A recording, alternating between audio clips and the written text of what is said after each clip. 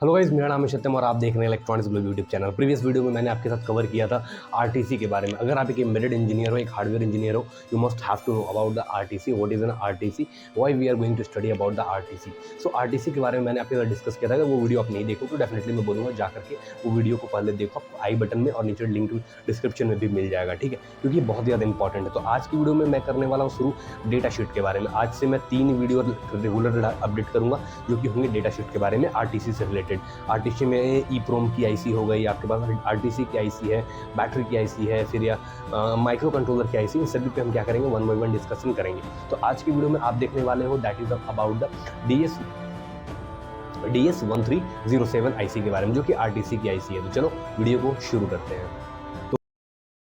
Okay, so last video में आपने RTC के बारे में देखा था कि आरटीसी कैसे काम करता है। अब हम देखने वाले हैं आरटीसी का डेटा शीट। जो आरटीसी के लिए हम आईसी यूज़ करेंगे वो करने वाले हैं DS1307। बहुत ही फेमस आईसी है। बहुत सारे आपको डिवाइसेस में जो आरटीसी मॉड्यूल यूज़ होती हैं, आरटीसी की आईसी यूज़ होती हैं, वही आईसी मैं आपके साथ डिस्कस कर रहा हूँ, ठीक है, जो कि है DS1307।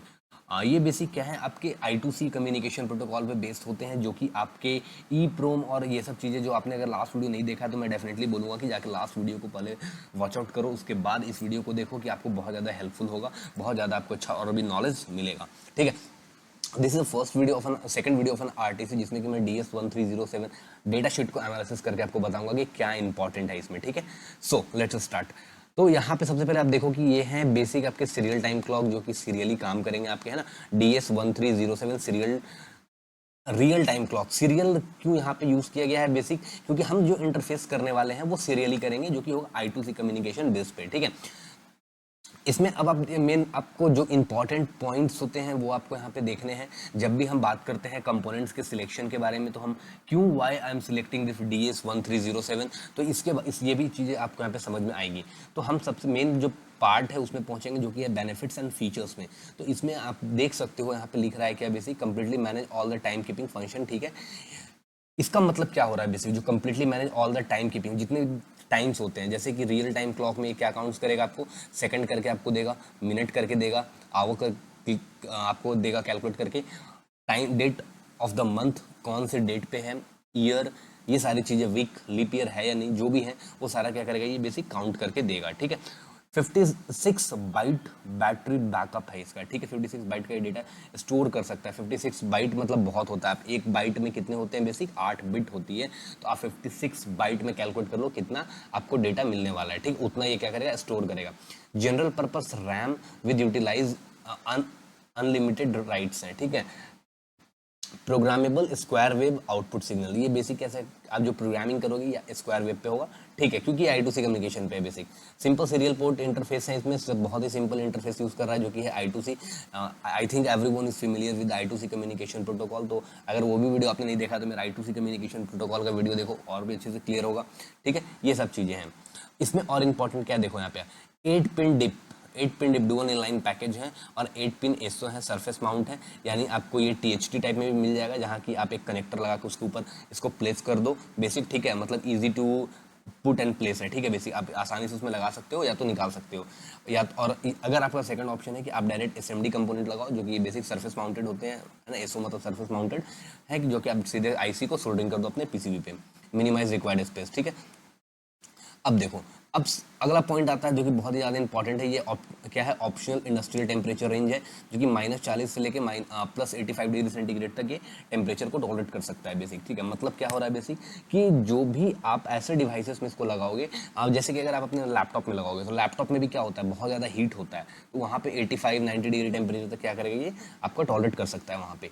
या फिर आप ऐसे अपने डिवाइसेस को बना रहे हो जो कि कहीं ऐसे जगह पे, जहाँ के, जैसे कि आप बात करता हूँ तो जम्मू एंड कश्मीर, आप जम्मू एंड कश्मीर में जाकर के अपने डिवाइसेस को यूज़ कर रहे हो, जहाँ के टेम्परेचर -15 -16 डिग्री तक जाता है। लद्दाख हो गए, आपके सियाचिन वाले एरिया हो गए, जो माउंटेन एरिया है जहाँ पे काफ़ी ज़्यादा बर्फ होती है, वहाँ पे अगर टेम्परेचर -40 तक क्या करेगा, ये डिवाइस आपके ऑपरेट हो जाएंगे, आपके टाइम को मॉनिटर कर लेगा, ठीक है। वहाँ पे डिवाइसेस बंद नहीं होने वाले हैं।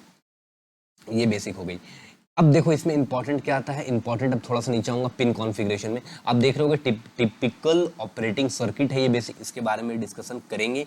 उससे पहले मैं आपको बताऊंगा पिन डायग्राम के बारे में कि पिन डायग्राम क्या होता है। अब जैसे देखो, आपको अगर कम कंपोनेंट्स में चाहिए, कम प्राइस में चाहिए, तो आप ये भी देख सकते हो यहाँ पे बेसिक आपको अलग अलग आरटीसी की आईसी मिल रही है, उसकी टेम्परेचर रेंज है कि अगर मेरे को मान लो निगेटिव में नहीं मेजर करना है तो मैं ये भी आईसी को प्रीफर करूंगा, किसी कम रेंज में करना है, वो सारी चीज़ आपको यहाँ से देखने के लिए मिलेंगी। ठीक है, अब देखो इंपॉर्टेंट पैरामीटर पे आएंगे जो कि है रिकमेंडेशन डीसी ऑपरेटिंग कंडीशन, जो कि डीसी सप्लाई पे जो आपको काम करना है तो उसके लिए ये सारे पैरामीटर्स आपको देखने आने चाहिए कि आपको कैसे ऑपरेट कराना है। ठीक है, तो सबसे पहले ये जो बात करेंगे, जो टेम्परेचर कंडीशन दिया गया है आपको, ये दिया गया है क्या 0 डिग्री सेंटीग्रेड से लेके +70 डिग्री सेंटीग्रेड तक, और या तो -40 डिग्री टेम्परेचर से लेके +85 डिग्री सेंटीग्रेड टेम्परेचर तक आप इस आईसी को यूज़ करोगे। ठीक है, सबसे पहले क्या सप्लाई वोल्टेज है जो आप वीसीसी इनपुट देने वाले हो इस आईसी को, वो होने वाला है आपका क्या 4.5 वोल्ट से लेके 5.5 वोल्ट तक। ठीक है, तो इस रेंज में आप क्या कर सकते हो, वोल्टेज अप्लाई कर सकते हो। ठीक है, जिसमें कि आपका कोई भी आईसी खराब नहीं होगा। उसके बाद लॉजिक हाई, लॉजिक 1 इनपुट यानी VIH मतलब वोल्टेज ऑफ इनपुट हाई। ठीक है, इनपुट लॉजिक क्या करना है, हाई करना है। हाई कंडीशन करने के लिए क्या होगा, आपको जो वोल्टेज हाई करोगे, मतलब जैसे कि आप I2C कम्युनिकेशन प्रोटोकॉल पे काम कर रहे हो, तो आप जो क्लॉक जनरेट करो, जो सिग्नल जनरेट करो, सिग्नल है क्या बेसिक लेवल ऑफ वोल्टेज है, लेवल ऑफ वोल्टेज है। ठीक है, तो वो क्या करेगा 2.2 वोल्ट से लेके ऊपर तक चलेगा, यानी 2.2 वोल्टेज से लेके वीसीसी +3.5 वोल्ट तक क्या होगा, वो हाई होगा।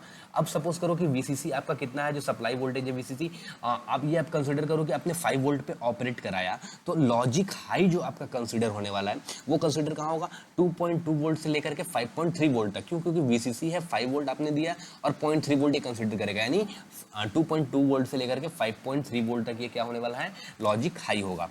लॉजिक लो कब होगा, लॉजिक लो होगा ये -0.3 वोल्ट से लेकर के +0.8 वोल्ट तक ये लॉजिक लो होने वाला है। अब आप बोलोगे सर 0.8 तक तो ये लो है, तो 0.9 से लेकर के ये 2.1 तक क्या होगा, तो 2.1 तक अनसैचुरेटेड कंडीशन में होगा, ना ही लॉजिक हाई होगा ना ही लॉजिक लो होगा।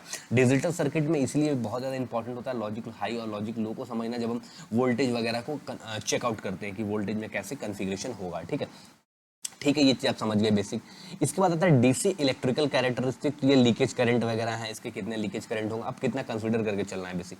तो ये सारे चीज़ें हैं, बट ये उतना इंपॉर्टेंट भी नहीं है अभी आपके लिए। जो इंपॉर्टेंट है एज अ बिगिनर समझना, वो आपको रिकमेंडेड डीसी ऑपरेटिंग कंडीशंस हैं, जो कि ये वाली 4 पॉइंट जो मैंने आपके साथ डिस्कस की है अभी। ठीक है, अब यहाँ पे एक चीज़ और है, वी बैट बैटरी वोल्टेज क्या होने वाला है, जो बैटरी वोल्टेज जो आप दोगे वो होगा आपका 2 वोल्ट से लेकर 3.5 वोल्ट तक आपको मैक्सिमम। टिपिकली आप कोशिश करो कि 3 वोल्ट पे मेंटेन करना। देखो टिपिकली का मतलब वो क्या होता है, टिपिकल का मतलब एक वोल्टेज को मेंटेन करना, थोड़ा मोड़ा ऊपर नीचे हो सकता है, बट आपको कोशिश करना है कि आपको इनपुट वोल्टेज 5 वोल्ट मेंटेन करो, और जो बैटरी का वी बैट है उसको 3 वोल्ट पे मेंटेन करके चलो। ठीक है, सो दैट कि आपको रिजल्ट एक अच्छा देखने को मिलेगा। अब ये सब उसके क्लॉक वगैरह हैं, जो भी सिग्नल्स हैं, तो जैसे जैसे आप आगे पढ़ोगे समझोगे तो चीज़ें आपको और क्लियर होंगी। ठीक है, अब इसके बाद और क्या इंपॉर्टेंट होता है, अब देखो पिन डिस्क्रिप्शन की बात आती है। पिन डिस्क्रिप्शन में क्या कहता है आपको, सबसे पहले कि जो पिन नंबर 1 है आपका और पिन नंबर 2 है, वो आपको करना क्या है बेसिक, एक क्रिस्टल ऑसिलेटर। X1 और X2 क्या है बेसिक, क्रिस्टल है। तो क्या कह रहा है, connection for standard 32.768 kilohertz quartz crystal. आपको क्वार्ट्ज क्रिस्टल यूज करना है, जो कि है 32 किलोहर्ट्ज का, 32.768 किलोहर्ट्ज का क्या करना है, आपको क्रिस्टल ऑसिलेटर को यूज करना है। The internal oscillator circuitry is design for the operation with a crystal having a specified load capacitance, जो कि 12.5 पिकोफैराड का एक इंटरनल इसके पास कैपेसिटेंस है, या आप इसे एक्सटर्नली यूज कर सकते हो। अब ये आपको कहाँ देखने मिलेगा, तो अभी आप देखो सबसे पहले पेज पे आ जाओ। अब यहाँ देखो, आप यहाँ पे आपने क्रिस्टल जो यूज किया है ना, X1 और X2 जो पिन नंबर 1 और 2 है, यहाँ पे जो यूज कर रहे हैं दैट इज 36.678 किलोहर्ट्ज का आपको क्या करना है, एक क्रिस्टल को यूज करना है। ठीक है बेसिक, तो ये चीजें आपको आशा करूंगा समझ में आ रहा होगा चीजें अभी तक। वही काम X1 और X2 पे भी आपको करना है। X1 और X2 के बीच में एक आपको 32.768 किलोहर्ट्ज का क्रिस्टल ऑसिलेटर लगाना है। ठीक है, इंटरनल जो आपके कैपेसिटेंस है, लोड कैपेसिटेंस, वो ऑलरेडी इनबिल्ट है इसमें 12.5 पिकोफैराड का, सो आपको इसकी रिक्वायरमेंट नहीं पड़ने वाली है। उसी से वी बैट, अब बैटरी के लिए क्या है देखा रहा है, backup supply input for the standard 3 volt lithium cell और अदर एनर्जी सोर्स। आप कोई भी एक 3 वोल्ट का स्टैंडर्ड एनर्जी सोर्स ले सकते हो, बट कोशिश होता है कि हम एक ऐसा लिथियम सेल को ही यूज करें, that is too much good for our operations of an RTC. ठीक है, voltage must be held between minimum and maximum limit proper operation. Diode ये सब ठीक है, इंपॉर्टेंट उतना नहीं है। यहाँ पे क्या दे रहा है देखो, DS1307 more than 10 years of absence of absence of power at 25 degree centigrade, अगर 25 डिग्री सेंटीग्रेड पे हम उसे ऑपरेट करा रहे हैं कंटिन्यूसली तो अप्रॉक्सीमेट 10 ईयर्स तक ये आपका डिवाइस चलेगा। बट नॉर्मल होता है कि 5 to 6 ईयर तक ही आपका चल पाता है, क्योंकि टेम्परेचर 25 डिग्री सेंटीग्रेड को मेंटेन करना it's quite a difficult task, ठीक है। क्योंकि नॉर्मल आप अगर लैपटॉप यूज़ कर रहे हो, फोन यूज़ कर रहे हो, तो काफ़ी ज़्यादा हीटअप होता है, और हीटअप का मतलब होता है कि 60-70 डिग्री टेम्परेचर तक वो जाएगा तो आप 25 डिग्री सेंटीग्रेड को मेंटेन नहीं कर पा रहे हो, ठीक है। ग्राउंड हो गई। अब ये आपके I2C के लिए हो गए, SCL और FDL, ये दो पिन आप यूज़ करोगे किसके लिए, प्रोटोकॉल्स के लिए, जो आप इंटरफेसेस के लिए। SQD है, SQW और आउट है, स्क्वायर वेव या आउटपुट ड्राइवर है बेसिक, ये भी आप यूज़ करोगे अभी। इसमें बेसिक पुल अप और पुल डाउन करेंगे हम, और VCC क्या आपका है, फिर 5 वोल्ट की सप्लाई है, ठीक है। तो इतना आप समझ गए पिन डिस्क्रिप्शन अभी। और अब आप ऊपर आकर के देखो तो किस तरह से आपको कनेक्शन करने हैं अपने PCB में। तो ये सर्किट आपको हमेशा ध्यान में रखना है। ये देखो क्या हो रहा है, बेसिक एक IC है आपके पास, और ये स्क्वायर वेव और आउटपुट है, ये आप यूज़ करेंगे अभी हम EEPROM वगैरह, जब हम आपके आगे चल के आपको डिस्कस करूंगा तो उसमें हम EEPROM को यूज़ करेंगे। क्रिस्टल यूज़ किया, VCC यहाँ यूज़ किया, और इन दोनों को क्या किया, SCL और FDL को पुल अप किया हूँ। तो ये पुल अप और दोनों को पुल अप किया हूँ रजिस्टर से, जो कि VCC के साथ है, जो कि बहुत ज़्यादा इंपॉर्टेंट होता है एज अ कि सिग्नल आपका डिस्टर्ब ना हो। सिग्नल को काफ़ी ज़्यादा एक अच्छे फॉर्म में रखने के लिए हम क्या कर रहे हैं, यहाँ पे पुल अप रजिस्टर को यूज़ किए। और ये CPU क्या है, बेसिक एक आपका माइक्रो कंट्रोलर हो सकता है, माइक्रो प्रोसेसर हो सकता है, जो कि I2C के लिए आप क्या करोगे, यहाँ पे SCL और FDL डायरेक्ट आपके माइक्रो कंट्रोलर के साथ कनेक्ट होगा। रजिस्टर की वैल्यू कैसे आप कैलकुलेट करोगे, तो टाइम है, राइस टाइम, TR मतलब राइस टाइम होता है, डिवाइड बाई लोड कैपेसिटेंस जो CB है आपका, इससे आप निकालोगे। CB की वैल्यू आपको पता है यहाँ पे, जो कि दे रखी थी। CB की वैल्यू जो आपको मैंने दिखाई थी अभी नीचे यहाँ पे डेटा शीट के अंदर, यहाँ पे आप देख सकते हो CB की जो load capacitance value that is 12.5 picofarad. यहाँ पे लोड कैपेसिटेंस है और वहाँ पे C0 है, बट कोई इशू नहीं है, दोनों का वैल्यू सेम है। बट एक आप मिनिमम वैल्यू भी रख सकते हो, जस्ट लाइक कि 1K आप रख लो या 2.2K का आप एक पुल अप कर सकते हो, ठीक है, कोई इशू नहीं है। तो ये बेसिक आपके स्ट्रक्चर्स हो गए, पिन आउट हो गए आपकी। यहाँ पे आपकी पिन कॉन्फ़िगरेशन आप देख सकते हो, जिसमें कि दोनों तरह के आपको दिखेंगे, डिप भी है और SO भी है, यानी सरफेस माउंट भी है। पिन आउट दोनों के सेम है, बट पैकेजेस आपके अलग अलग हैं, ठीक है। और इसमें क्या इंपॉर्टेंट है, और इसमें अभी तो फिलहाल अगर एज अ PCB डिज़ाइन के लिए बोलूँ तो बहुत ज़्यादा इसमें इंपॉर्टेंट चीज़ नहीं है देखने के लिए, ठीक है। तो इतना आपको यहाँ पे ध्यान रखना है, सीरीज रेजिस्टेंस सब ठीक है, कोई इशू नहीं है।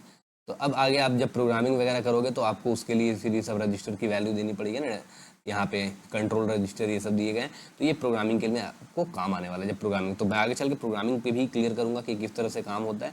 अभी के लिए DS1307 आशा करूँगा आपको समझ में आ गया होगा डेटा शीट के बारे में।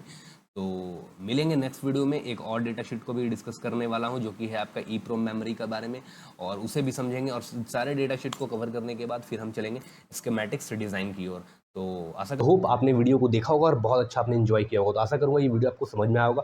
वीडियो समझ में आएगा तो वीडियो करो लाइक, चैनल करो सब्सक्राइब। मिलूंगा अगली वीडियो में, तब तक के लिए good bye, take care, thanks for watching this video and please comment your feedback. Thank you.